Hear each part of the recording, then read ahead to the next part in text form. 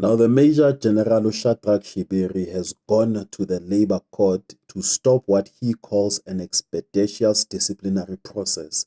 And in the same breath, he is now telling the country that he is a whistleblower. Now, Shibiri's suspension did not happen in a vacuum. Now, the presidency said the Madlanga Commission's interim report found prima facie evidence of wrongdoing and referred Shibiri, among other SAPS officials, for investigation. Now, Acting Police Minister Feroz Kachela then said those flagged by the commission will face precautionary suspension. And Shibiri's argument is that his public troubles started after the explosive policing fallout that followed the KZN Police Commissioner's July 2025 press conference, and that the public picture painted of him was shaped by misinformation and incorrect public impression. And Eyewitness News reported that Shibiri told the commission that this information contributed to his suspension and that he had spent 38 years in SAPS fighting organized crime.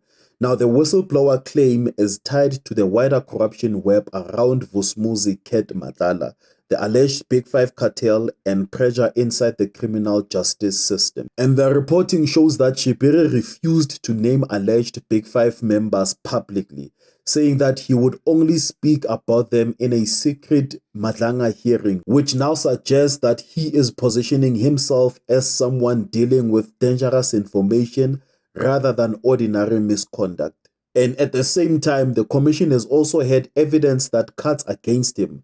Now, News 24 and SABC reported that Shibiri admitted Madlala lent him 70,000 rands for his son's car repairs, while witness told the commission that Shibiri spoke about 3 envelopes and allegedly tried to influence detectives, and that is why the commission's scrutiny of him is so intense. And officially, that led to Shibiri's suspension because the commission's interim report said there was enough prima facie evidence to justify further investigation. Now, in the public records, that is the reason the state moved against him. And Shibiri, however, is trying to flip that narrative and say the suspension came from public misrepresentation and not proven wrongdoings. And in his testimony, he insisted that no bribes, no envelopes, no concealment of evidence, no corrupt dealings, no criminal syndicate memberships. He told the commission he did not distribute money,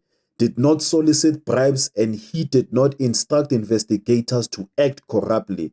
Now, this is the line he is using to separate himself from the corruption web. Now, what Shibiri seems to be saying is this, that he knew dangerous things and that he spoke where he needed to speak, and now he is being punished for that.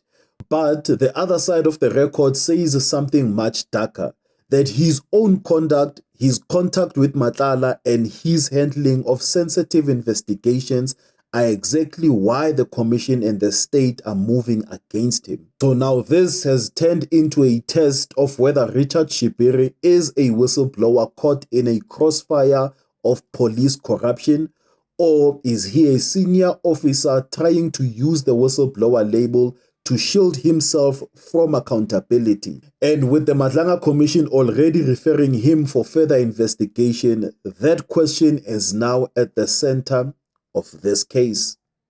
What are your thoughts? Quick reminder that this video is brought to you by #CanYouHelp, where it's giving an opportunity to small businesses to advertise using my social platforms that has an access to over 100,000 people in South Africa. So use this opportunity to expand your clientele with Alokwan React and #CanYouHelp.